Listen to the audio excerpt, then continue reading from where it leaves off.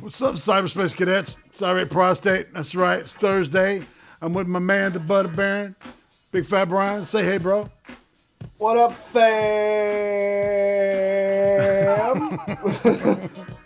Welcome to Hot Takes, everybody. This is a weekly show that Brian and I do, and we take shit off of the internet. We watch it for you, and then we decide whether you should invest your hard-earned time and money into it. We're doing you favors, believe me, because we've had this is true. We've had to watch a lot of garbage and a lot of shit. So how you doing, Brian? Pretty good. Hands down, we've declared the zombie genre dead. You don't need to watch any of those. Pretty much all anime is terrible, so you don't need to watch any of that either. We haven't done any romantic comedies because those are also bad. Well, we did one. We did Shaun of the Dead. Oh, okay. That's good. That's very good. Yeah. Okay, so romantic comedies are a solid meh then. Yeah, I feel you. But for the most part, we actually watch the good videos and let you know if you need to see them. That's right. And man, I had it's been a weird week because we had to go out and buy a TV, man. Saturday. Oh, you did that too? Yeah, well, it was like Friday night. It was like, or last week, a couple of times it just the picture went out, right? And I looked up and I rebooted it and did a factory reset on the thing and shit, right? And so we got it going again. And then fucking the last Saturday, the day before the Game of Thrones finale, it died out, man. And so it's like if you want to my take on Game of Thrones stuff, I'm going to be with Lindsay and Cattigat tomorrow night.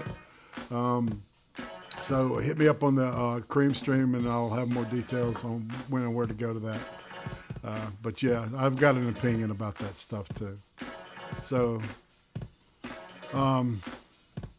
did you see any of that, Brian? I actually didn't watch this last season. Okay. I randomly saw the end of it by accident. My parents were watching it. I walked out to get a drink, and I'm like, that's gay. Okay. I didn't watch that. Well, okay. So, this week we're looking at a Netflix original film. A loosely a biopic, maybe. It's directed by this guy named Joe Berlinger. I don't have the list of all the shit he's done in front of me, but he had done a couple other things. Very intense look on his face. Kind of looks like Serial Pharrell, if you want to think about it. What did we say to death? Not today. Not today. Not today. Not today. And then I'm the dancing master. And then it's the screenplay was based on a book by a lady named Elizabeth Kendall, who we'll find out is the main character is really not Ted Bundy. It's really this woman, right? And the screenplay was based on her book, which is called The Phantom Prince: My Life with Ted Bundy, right? And it was actually it was written by this dude, Michael Werwey. I don't know what to say. That's Michael. Yeah. So all right, Brian and I, we watched this thing last month or month before last, about Ted Bundy, called the Ted Bundy tapes. The actual documentary. Right. And so we both had this, that experience, going into this. And I'm surprised that they didn't think about, because there's some dramatic differences that were kind of like, I'm very nitpicky about that shit, man. Especially, with people not being true to representing reality or the past. You know what I'm saying? Yeah. When I was watching this, I put that aside because I had already been told by somebody that this is not really his story. It's her story from her point of view. Yeah, exactly. And all right, so this is a lady that had she had a kid, and she meets Ted Bundy, and they kind of hit it off, and he's staying around. He's good with the kid. Everything looks good, and then he gets arrested in Colorado, I think. It's interesting because I remember in the original Bundy tapes, the woman talked about, like, I wondered where all those keys came from that were in the bowl. I was like, oh, those are called souvenirs. That help the psychopath relive the crime. Just shit like that. I don't know, man. See, a Green River Killer married, had this little wife and stepkid set up too, right? Yeah. Well, so the Green River Killer, that was the guy that was he was going through. He had a cabin in like Alaska or something, right? I don't know about that. Oh, hold on. Yeah, this guy was from Washington, though. He was from Washington State. And he had a wife. Yeah, Gary Ridgway. I'm pretty sure he had a... if it's the right person I'm thinking about, he had a cabin in Alaska, and what he would do is just hire a hooker, and he would take his private plane out to this cabin and then hunt them. Oh, I'm not sure we're talking about the same guy, but yeah. That doesn't surprise me at all. Yeah, and he looked like everyone thought he was just a normal dude, just kicking it, But yeah, kind of the same situation with Ted Bundy here. Yeah. So, the main actress in this is a lady named Lily Collins, who's, kind of an attractive, petite-looking young lady, kind of Russian-looking to me, Kind of sexy, kind of that girl next door territory there. And of course, as Bundy, this was much lauded by the Hollywood for so long, that Zac Efron was going to play Theodore Bundy, serial killer. And actually, man, he did a pretty good job. The acting isn't what I had a problem with. All right, I had this lady. Her name's Angela Serafin. She plays Liz's friend, and she's in Westworld, right? James Hetfield from Metallica played the cop that pulled him over at the very beginning of the thing. Which was like, holy shit, that's James Hetfield? Wow. So we got some more. Right? Yeah. He looks straight edge all of a sudden. Dude, man. Well, he moved out to Wyoming because he was getting bullshit from his California friends for hunting and shit. Right? What? Yeah. No Are you shit. fucking kidding me? I'm not fucking kidding you, man. Fuck that. Yeah, that's what he said. And he fucking moved to fucking Wyoming, man. Mm-hmm. I'm down with that shit. So we did have a couple of people commenting in the chat here. Irate Prostate, have you heard of the Dead South? No, I do not know exactly what you're talking about, Seth. Do you want me to pull that up real quick? Yeah, go for it, bro. Okay, I'll pull that up. Yeah, we got plenty of time. Let's see here. Looks like they're a band. Oh. Fuck yeah, I grew up on Metallica by Harkin, right. Lord of the Fallen. Man, Master of Puppets, Ride the Lightning. You don't need any other albums. I noticed we have King Rooster in the chat. Yes. I don't know why King Rooster does not have a wrench, though. King Rooster was wrenched. Oh, perfect. You got him? Yes. I got him about 5 minutes ago. He's just not saying nothing. Hey, Rooster. Okay, well, so... All right. how did you... Well, we're not done with the cast.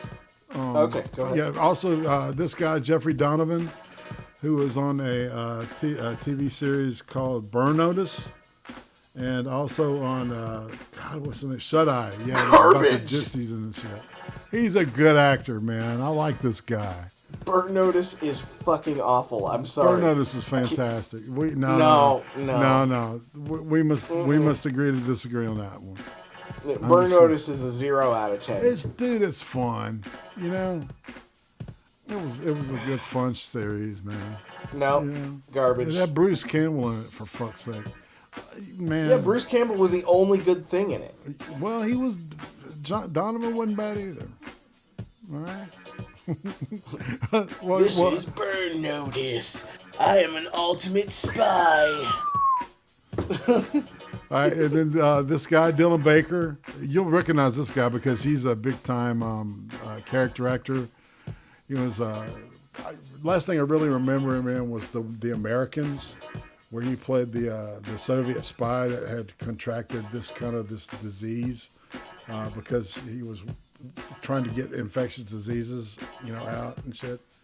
Based on a true story. Yeah. Yeah? Yeah. The ultimate bug catcher? Yeah, but he was, bug chaser. Yeah, man. Exactly. The Russians invented bug catching. Nostrovia. And then this chick, man, K.S. Scudero, she plays this, God, what is that bitch's name? Carol Ann Boone, which is this crazy chick that's kind of like, if you are following, what's going on, she kind of stalks Ted Bundy. And he ends up marrying him while he's like, on trial, in Florida. And gets pregnant with him, has his child. Ted Bundy has a daughter running around out there, people. Yeah, she's like 45. Yeah. Just one. Maybe Melissa. So funny thing about that, she's in Skins, the European, or the UK version, sorry. And she's a great actress in that as well.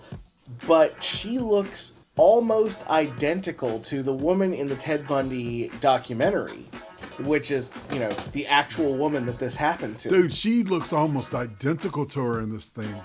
It's crazy. That was a good pick. It really was. The casting in this is great, man. And obviously, people like John Malkovich, who we'll see in a second. Haley Joel Osment, the kid from Sixth Sense, has grown up, gotten a little fat, and had to grow a beard to hide his triple chin. It's a cool dude. Don't you mean beady-eyed Sargon? Oh, shit, he does look like Sargon. He looks exactly like Sargon. I thought he was Chaz Bono, man. I was like, is that Chaz Bono? Holy she's shit. like, it's not Chaz Bono, you dumbass. That's Haley Joel Osment, man. And I'm like, oh, okay, all right. So he plays this coworker of Liz's that's like, the shoulder that she cries on because she's in love with Ted. And all he plays the beta cuck. Yeah, no shit. And all the bitches are in love with him, man. They want some of that Ted. He's like, why won't you love me? I'll murder a woman for you. Dude. But so it's not clear as to whether they end up together or not anyway, This dude, Terry Kinney, classic character actor. Might know him from like Oz, and I can't remember what else he was. But he always plays. He's in Billions right now as a fixer. Just a good actor, Terry Kinney. Got you IMDb on this shit, dude? No. I was explaining to Rooster because he said he looks like Rasputin. This is a really good picture of Haley Joel Osment or whatever his name is. Yeah. That you picked a very, very appealing picture. Dude, that's the only one that resembled him the way he looks in the movie. Right? No, in the movie, In the movie, the beard's shorter, right? Yeah, he looks like Sargon with little baby eyes. It's fucking weird. No shit, man. He's still a good actor. He's just creepy looking. He smells dead people. I mean, he smells dead people. Yeah, that's how I smell dead That's how he people. knew how to go to her house. He was like, I gotta protect her. This guy kills people. The ghost told me. Hey, Brittany. What up, Brittany? Yeah, we looking at pictures of people that are in this thing. Brian Garrity, who's on this thing that Uzi and I watched called The Alienist. This guy's a decent actor, man. I think he's somebody to keep your eye on. His name's Garrity. Brian Garrity. Oh, he was in Oz, dude. Yeah, you're talking about Terry Kinney. Yeah, the bald dude. Oh. Yeah. Yeah, sorry, my bad. I moved on. I get their names mixed up. No, it's cool, dude. No, I'm with you. There's no way for me to share this with him in real time, so he's like seeing like a delayed version, and there's no way to get around that. It just sucks, man. So yeah, Brian Garrity plays Florida public defender Dan Dowd, that gets fired by our hero Ted Bundy. Let's see, Jim Parsons, also known as Sheldon Cooper, plays Jim Parsons, playing a lawyer. Yeah, I agree with that statement. It's like, and that works for some actors like Jack Nicholson and shit. It's like Jack Nicholson will be in a part and he's like, well, this is the way Jack Nicholson would do it if Jack Nicholson did this part, right? It was this person, right? Yeah, but also you only hire Jack Nicholson for roles that Jack Nicholson would play. That's the idea. Because he fits in the grumpy old man / sort of evil person persona. His whole look is that. But Jim Parsons, if he could act, would actually fit in a lot of different roles. But unfortunately, while watching this series, I got to see the Bazinga version of their lawyer. It's amazing they got a conviction at all, right? Penny, and then as Penny, the judge... I object, Penny. Penny. Order. Exactly. Oh my God, it was terrible. And then John Malkovich, this dude right here, played the judge. So, and those are the major people that you're going to recognize out of this thing. And really, the major acting is done by Zac Efron, Lily Collins. Let's see, Kayla Scodelario, and Haley Joel Osment to some degree. And and then everybody else is kind of like they're kind of like peripheral, right? And Brittany, I gave you permission. If you want to hop in, you can hop in. You want me to yank you in?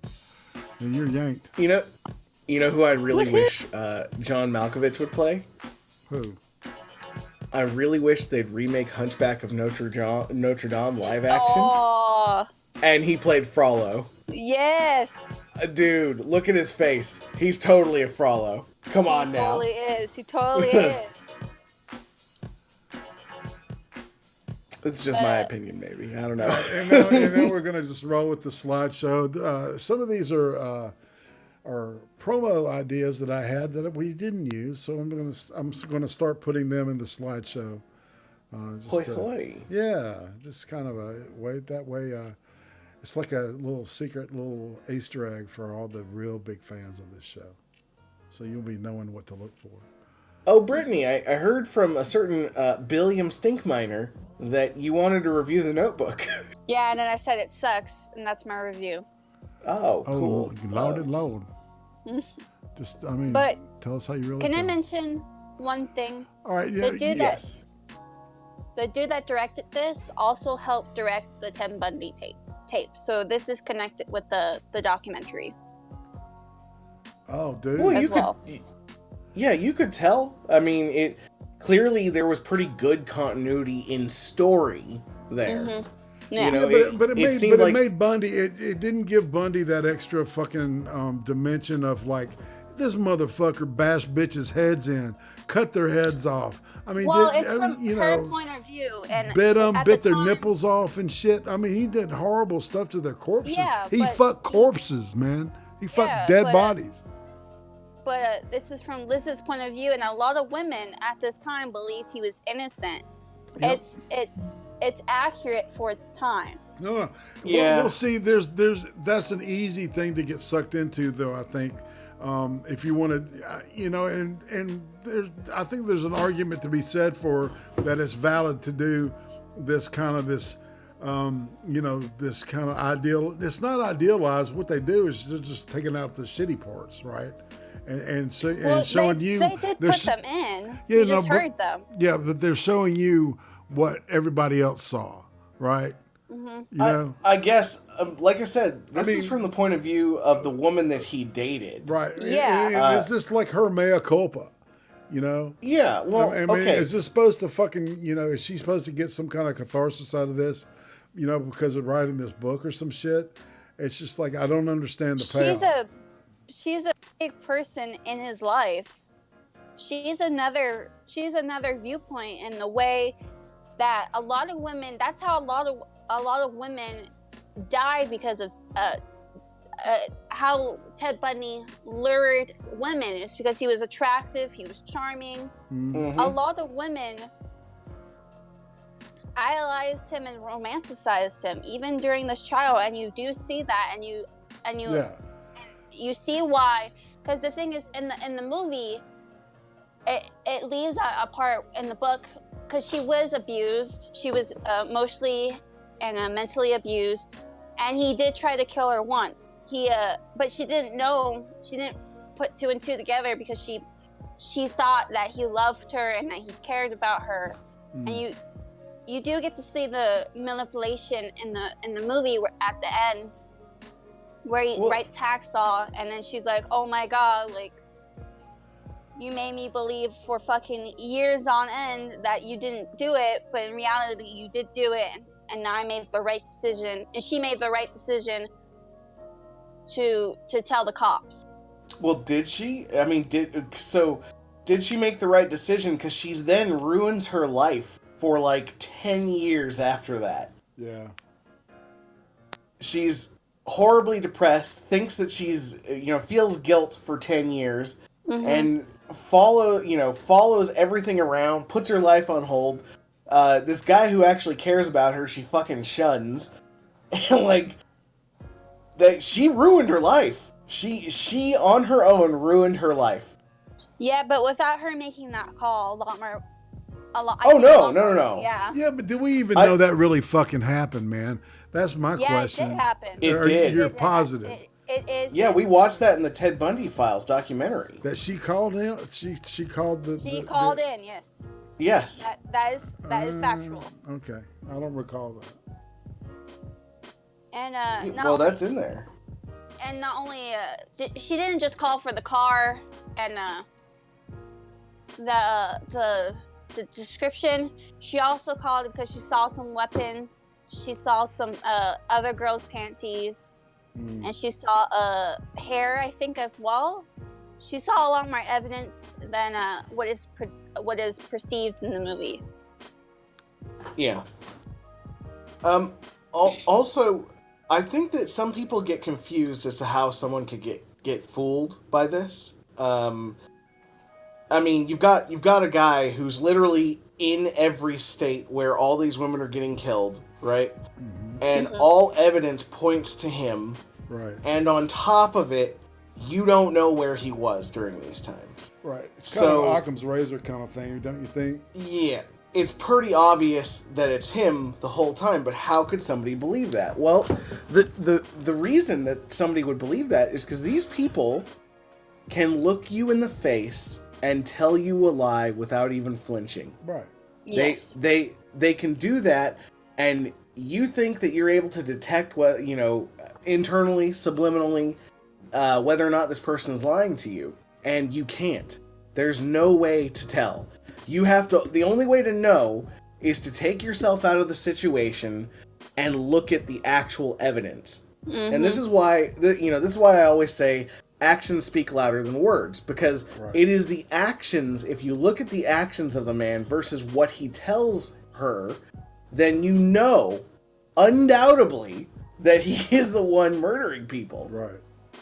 And fucking corpses. And fucking corpses, yes. I mean, it's like I think that the pathology is so fucking ridiculously deep with that dude. And it was, it's amazing that he had to, to be that fucked up and to have been able to conceal it so well. Just speaks volumes about his adaptability, right? Well, he was a high number psychopath. Yeah, of course. Yeah, wasn't he like a 40? Yeah, that dude was up there with Stalin. If you don't know what we're talking about the PCLR2. That's the Bob Hare psychopath test. Yeah. He would have scored a 40. Uzi tested at 39 on that. Oh, yeah? Yeah. No, just kidding. That's pretty good. That's when she was on her. Anyway. What'd you test on that? I'm going to get hit, man. I hadn't took it yet, man. Oh, you got to take that. We got to know if you're a psychopath. I'm terrified. Yeah. Dude.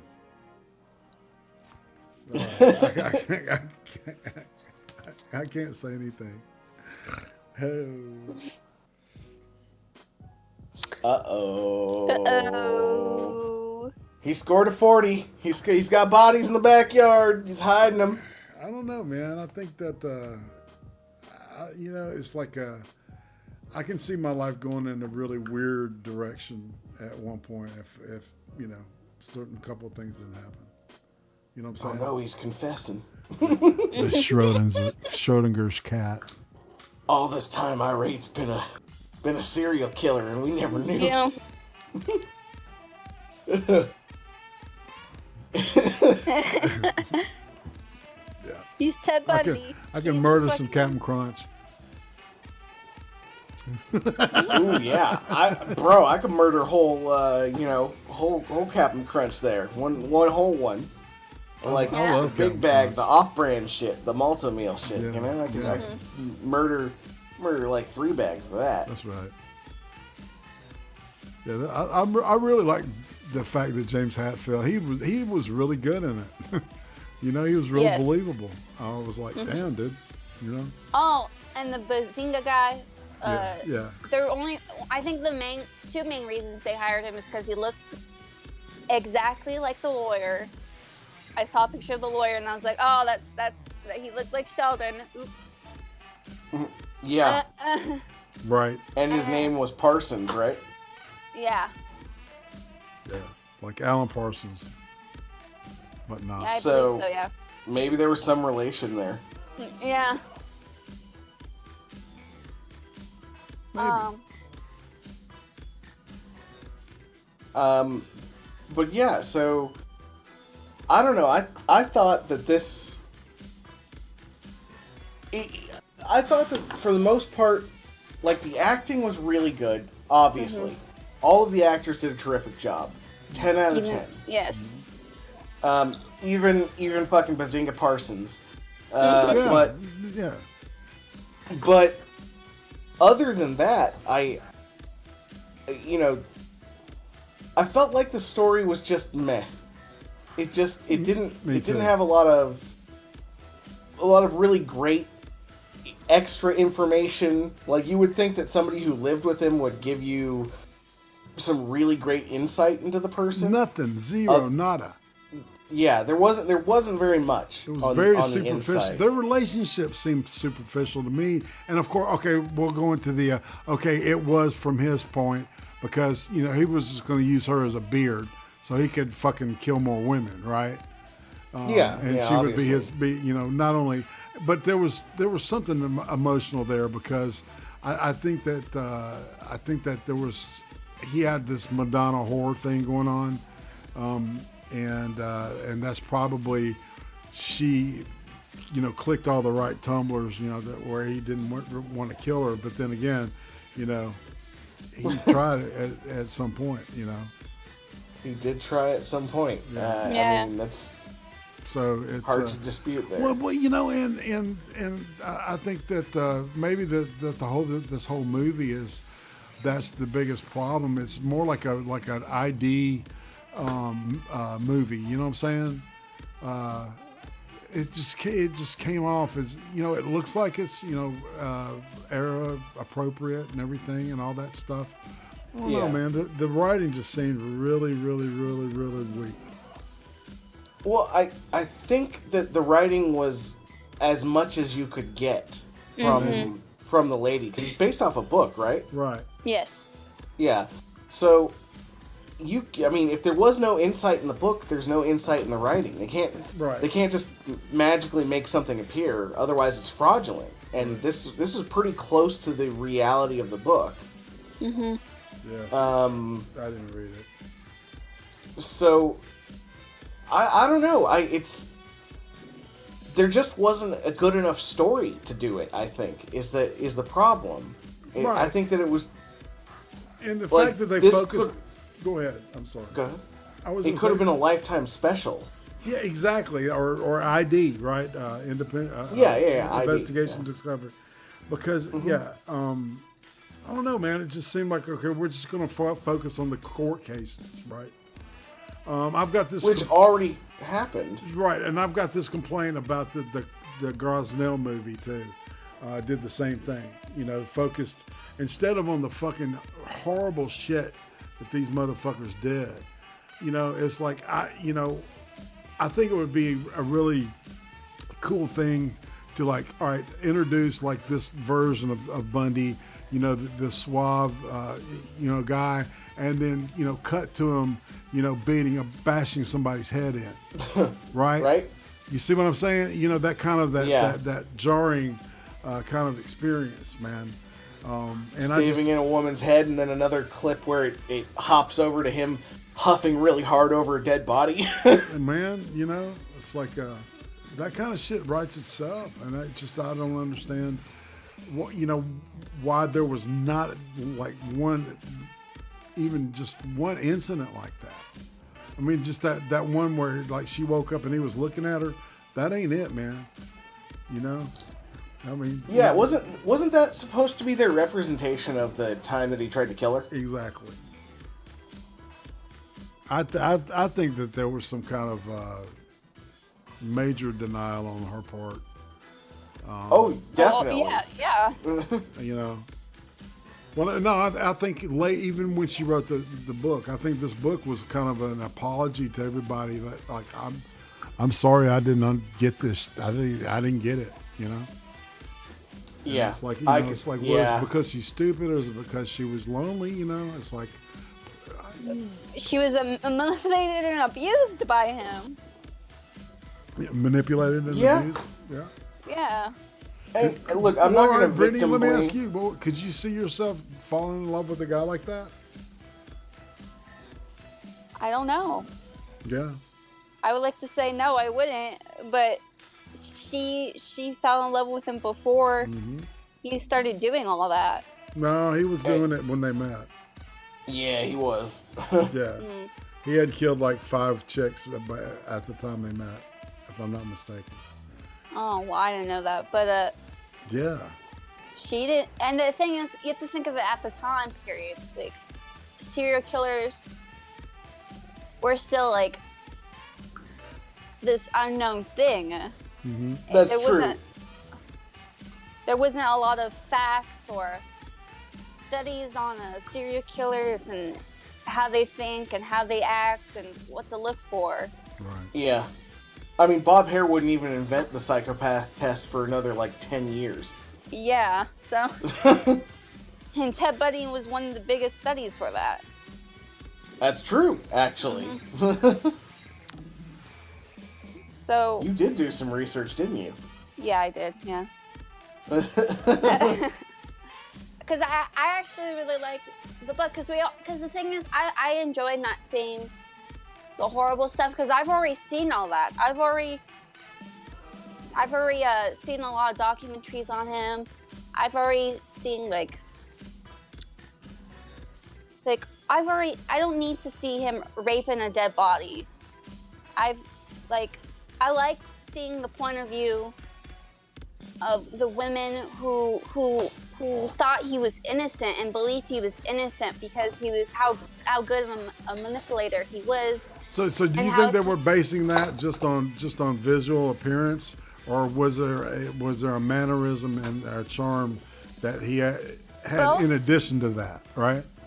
Yes, he needed Ted Bundy was obviously attractive, especially for his time. Like Zac Efron basically replicated Ted Bundy. He looked like him. He looked like him. Yeah, he did. Especially a couple of Also, I'm just going to say this about the era. There wasn't any plastic surgery really back then. Just so you guys know. And not you couldn't good, not fix good. ugly Right. back then. Yeah. Well, yeah, and teeth, weren't that important, in the 50s and 60s. Yeah. When he would, or 40s, 50s, and 60s. Well, this is orthodontistry the 70s. became a big thing in the 70s. Yeah. But he still has sheep teeth even in the 70s. And they did use fake teeth on Zach on the bottom half. Right. So he looked more like him because Zac Efron has perfect teeth. And didn't they do something to his nose too? I believe so. Yeah. Maybe a little makeup on the side of his nose to make it look pointier. To make it look more narrow. Mm-hmm. It worked.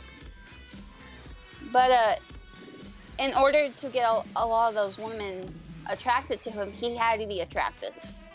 Not only just charming and confident, but he also had to be attractive. So I would say both. Also, we have Stone Monkey in the chat. What up, fam? Stone Monkey. Hi, Stone Monkey. Hey, brother. How you doing? I do want to comment. Uzi Q here said, I have seen better ID episodes than this. You're absolutely right. There are way better ID episodes than this. And dude, she is the expert on ID, man. I bet. I mean, isn't she a true crime fan? Absolutely. Huge. Yeah. Down with that shit. We were talking about back in the day when we were watching the Casey Anthony trial.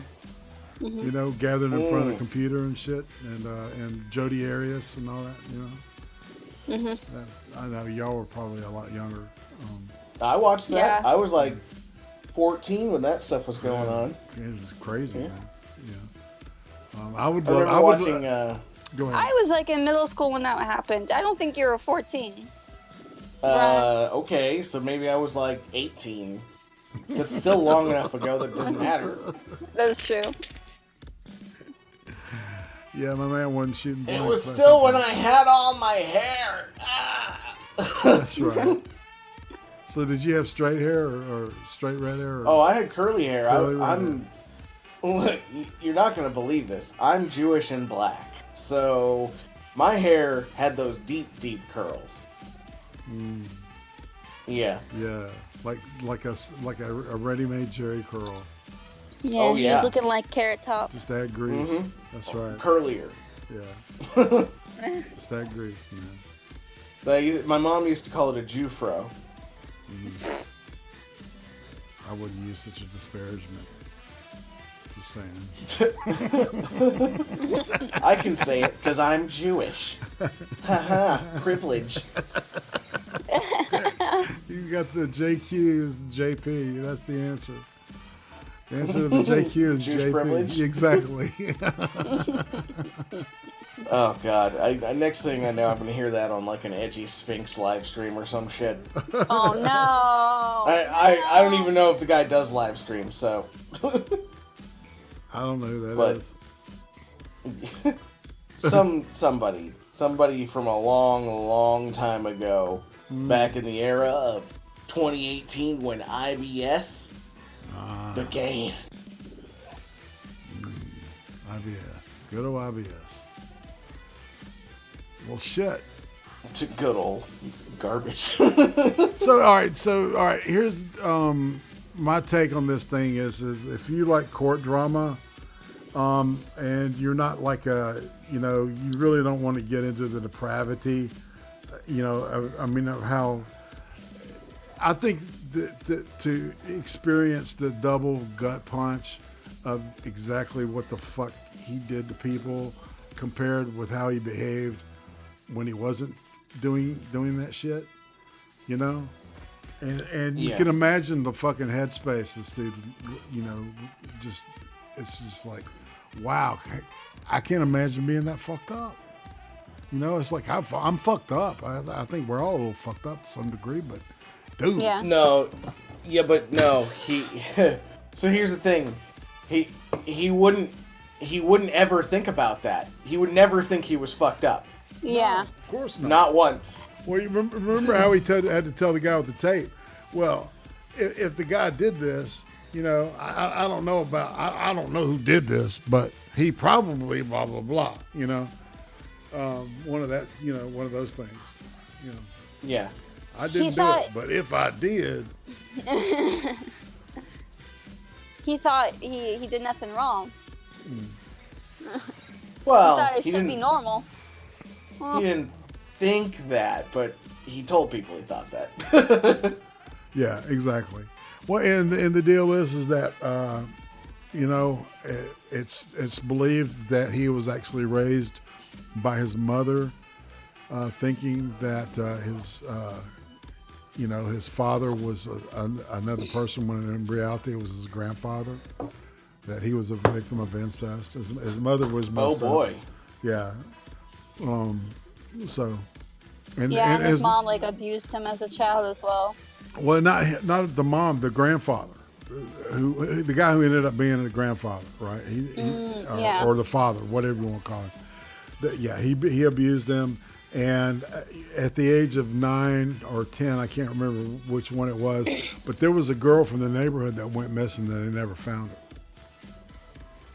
And they suspect that was his first experience, you know, making something besides, you know, birds and cats and shit, you know, and frogs not breathe, you know, anymore. It's possible, or it could have been the grandfather. Exactly. See, you know, and you know, I always wondered, because it was in the same area, what if there was a connection between he and the Green River Killer? What if they were a team at some point, right? Or what if they were related and working separately? Yeah. What if they were the same guy? Oh. Yeah, it could be the same guy. Who knows? Twins? You know, fraternal twins? No. But, you know, one thing, if you've ever read, there's Adrian Rain's The Anatomy of Violence. That book goes into the genetics of being a serial killer, and it turns out that in long-term studies, people who have a grandfather that was a serial killer and a father that was a serial killer tend to also be serial killers. I wonder why. It turns out that 40% of what you become is based solely on genetics. Yeah. It's amazing, isn't it? Right? That all this shit for the longest time. Well, you know, and people are like, you know, why can't we? You know, here's the deal: human beings, we're warlike people. Violence is our thing, man. You know, and I think that denying that's a big mistake. Also, you know, it's actually an evolutionary benefit to have serial killers. Did you know that? Yeah. So, it's gonna sound ridiculous, but back when we were like tribal people, somebody who could go out and just murder someone, specifically the enemy, was considered very valuable because their DNA would pass on. Yeah. So it's possible that being a psychopath could be a throwback gene, or it could be an evolution, you know, a more evolved form of human, where they don't have any proclivity to or no internal moral compass. Right. Because in the end, a lot of the things that we do require you to be in denial about your own morals, and just imagine if you didn't have that. You didn't have to even do that. Right. You don't have to explain anything. Right, lizard brain. You just see shit as kill it, fuck it, or you know, or eat it. Right. Well, I mean, I wouldn't say that they see it that way. I would say that they probably just don't care whether or not they do. Yeah, well, of course, it's dressed up in, like, you know, cognition, you know, deeper. Yeah. Right. You know, the frontal lobe and gray matter. Yes. You know, so there's there's justification. Wasn't Exactly. there also 2 studies? The first study was a small batch, and the study was whether or not it was nurture or nature. A psychopath kills. Like if they get abused, they're more likely to kill. Like the first time it was 100%, Right. and the second study was 63%. Yeah, but that study is not really. It's not really reputable. Is the problem? Well, isn't there a lot of serial killers that do have a lot of abuse in their background? Yes, but there's also a lot that have no don't, abuse in their right. background. Yeah, that's true. Yeah. It's Gary, what the guy, the clown guy, Gary. He did have abuse in his background.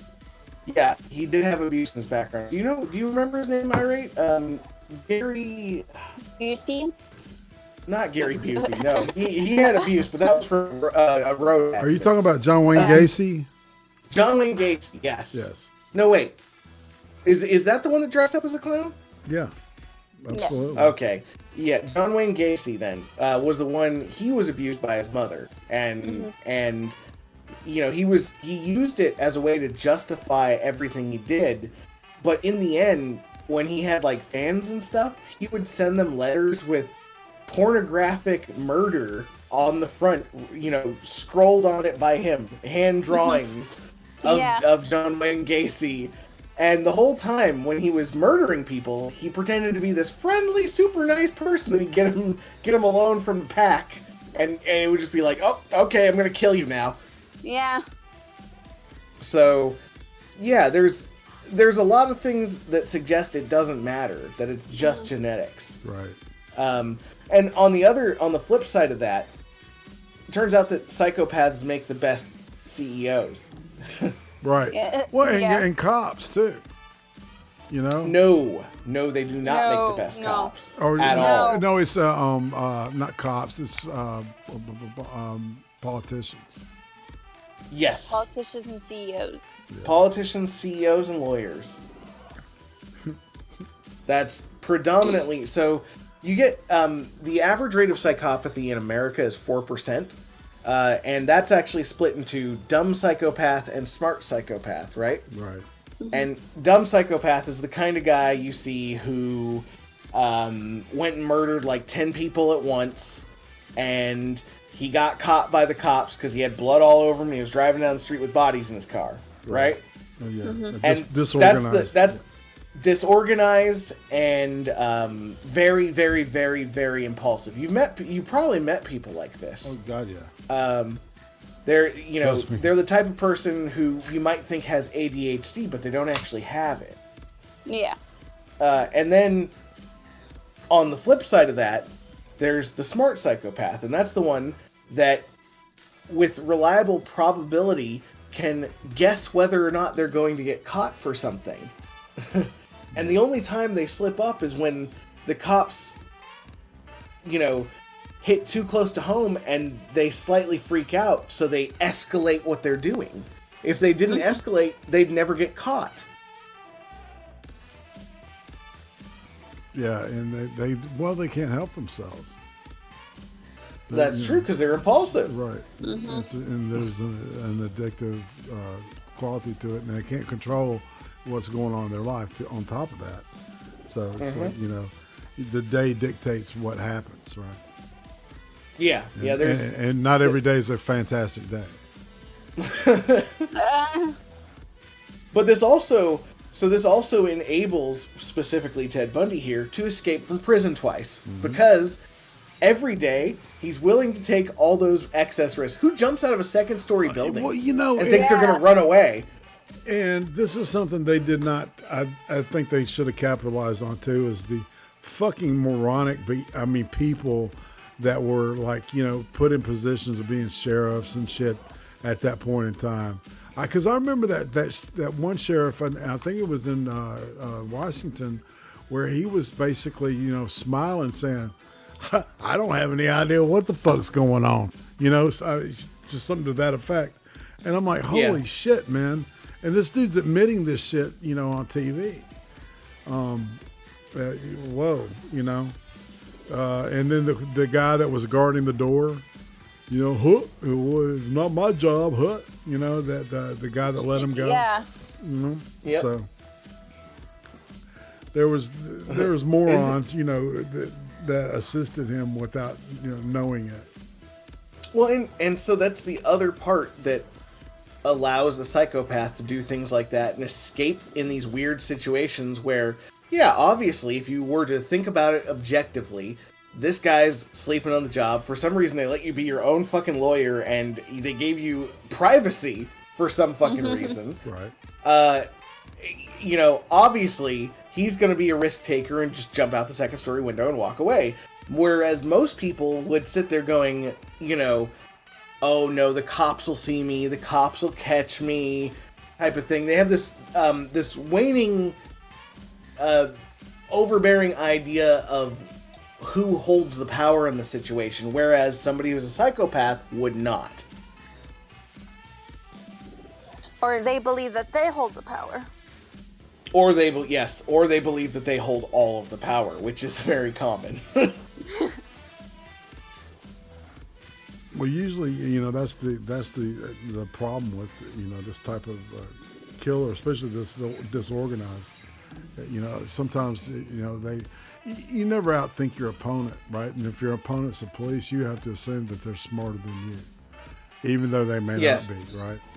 That's but they never assume that. Right. That's how the only way you can win at chess is that if you assume your partner is a better chess player than you. And, you know. So it's true. I agree with this. Yes. Yeah. So, well, shit, y'all. I mean, damn. So, Brittany, what's your grade on this thing? I would give it an 8. I actually really enjoyed it. But the Bazinga dude, when I first saw him, I laughed. I had to pause and laugh. Right. Because I couldn't take it serious for like 5 to 10 minutes. It took me out of the movie. Wow. And I do believe the storyline is a bit watered down. Right. Yeah, and there wasn't much to the story. Like, I already knew a lot of this. I just like seeing it from a different point of view. Right. That's fair. Brian, you got a number? I'm giving this 6.5 out of 10. And here's why. 6.5? Yeah, 6.5. And here's why. Because it's entertaining enough to watch if you've got nothing else to watch. But honestly, I just watched the documentary over this if you really wanted information on what actually happened. Right. And this is more so a drama. It's not exactly what I expected from the title. So, I mean, it was okay, and it kept my interest, but I probably would just recommend the documentary to people over this. Well, this is something I grabbed off of IMDb. You know how they like have the little people put the comments, you know, and they rate the movie and stuff. Yeah. This is don't watch the Ted Bundy tapes before. I love the cast, but I think that if you want to watch a movie, don't watch the Ted Bundy tapes first. Watch them after, and then you'll like this movie. As I believe I was told, mostly it is told from Elizabeth's point of view. I saw the tapes first and then this movie, so I kept scrutinizing the whole time and waiting to see scenes that didn't come up here. So otherwise, it was good work. Zach and Lily were great. So, and I kind of concur with the whole thing. I'm giving it right around a 6 too, man. You know. Yeah. Yeah. Mm-hmm. So. Well, that's that. Right. What are we doing next week, Irate? Weed the People. Weed the People. That's oh, right. yeah. I think we're going to do a little series. We were talking about maybe doing a drug series. I like it. For the month of June. The drug series. Call it OD. June overdose. Oh, yeah. June right. overdose. On docs. Overdocked. I'm going to get some ether. Dude, we're back to like 1843. Yeah, with P lasers. Pew pew. Anyway. Pew pew pew pew. God. Aim. Oh no! Oh no! What are you doing? No! Yeah. Oh shit. Oh my god! Anyway. Well, shit. All right. So, yeah, we the people next week, folks. And on that note, Brian, you got something coming up you want to... Well, I did a smoker ASMR that's 20 minutes of my smoker going in the rain. I fucking fell asleep to that the other night, man. Yeah, well, that's great. Put it on while you go to sleep. It was good. Yeah. Well, so I actually have that video coming out, but I'm not sure yet. I'm not sure whether or not it's going to premiere on my new channel or on my current channel, because I'm starting a new channel since... You remember when I rebranded a while back? Yes. From Big Fat Brian to the Butter Baron? Yes, sir. Well, YouTube still has me as Big Fat Brian. Yep. Even though it shows the Butter Baron. So if you search Big Fat Brian, the Butter Baron comes up, which is fine if you can search it. But the problem is that I get the feeling that even though I post... Because I'm going to be honest with you here. And this may be considered a little conceited. I know that my content is better than a lot of the shitty content out there. I feel you. I feel that big time. You're right. Yeah, there's a lot of shitty content out there. I mean, I can think of like 3 cooking channels that have some shit tier fucking garbage content where it looks like they filmed it with a fucking potato and the angles are all wrong, they don't know what they're doing cooking wise. And I'm like, okay, what the fuck am I missing here? I don't, I get a lot of likes, I get a lot of views, I have a very high view ratio for my number of subs, right? Right. And so, the only thing I can think is that because they don't like the word fat, they don't circulate me. Yeah. And on top of that, they automatically switched one of my settings on me. They switched one of the settings that allows me to be in recommended videos. So there's a little button, which I don't know why you'd even have this button on YouTube, that says, I don't want my video to show up in recommendeds. Why? Why would you have that? I'm confused. Why would that exist? But sure enough, it got silently clicked when they updated last time. And I'm like, that's weird. So I think I'm going to migrate over to a new channel. Yeah, you should do that. Right? Yeah. Like, I guess I've been put in the bucket of, hey, you're not acceptable on YouTube, so time to start anew somewhere else. Hopefully my fan base follows me, but, that's life. I only got 350 subs anyway. I could probably get back up to that pretty quickly. Dude, Sargon stepping on your neck, dude. Yeah. I don't think it's Sargon. I think it's all those Medicare videos I watched. Haley Joe Osment. Yeah, Medicare videos and Murdoch and all that shit. Oh, this is a strange planet, but it's fun. Well, it's the algorithm. It's how it works. Yeah. That'd be a good name. Algorithm. Algorithm. And then just only play jazz. Algorithm. Yes, Al Gore. Correct. Anyway, Brittany, you got anything you want to share? My Twitter. I have a new Twitter account. It's Breslin Arts, and you should go follow. Yeah, she's not getting snobby on us yet, but just wait, it's coming. Yeah, when she gets bigger than us, then she'll just forget about us and never talk to us again. Fuck yeah, I will. Fuck you all. At least you're honest. Well, hey, tomorrow night, it's Cream Stream 83 will happen. We got some great footage of some awesome crazy shit. I'm just kidding. Sorry. What? Nothing. Keep going. And Pickle, Full Metal Pickle will be the 50th ice cream interview on Sunday. Ooh. Yeah, so that should be fun. You've almost been doing interviews for a year now? Yeah, dude. Actually, it's really been longer than a year because National Yorkshireman and Chris Worski, I don't even count those two. You should do a Chris Cortex interview. Yeah, I've talked to him about that, and he's not ready for that yet. But yeah. Oh, I don't mean like, about Andy Worski. I've already. He and I still have been DMing each other ever since we did this thing, right? And please tell him I love his content. Yeah, well, do it yourself, man. Go and comment. I don't know how to get a hold of him. Comment on his Chris Cortex channel. I do. All right. All right. I'll tell Thug Life, fam. I'll tell him, yeah. Thug Life. Thug Life people. Suck my dick. Oh, fuck. What are you doing?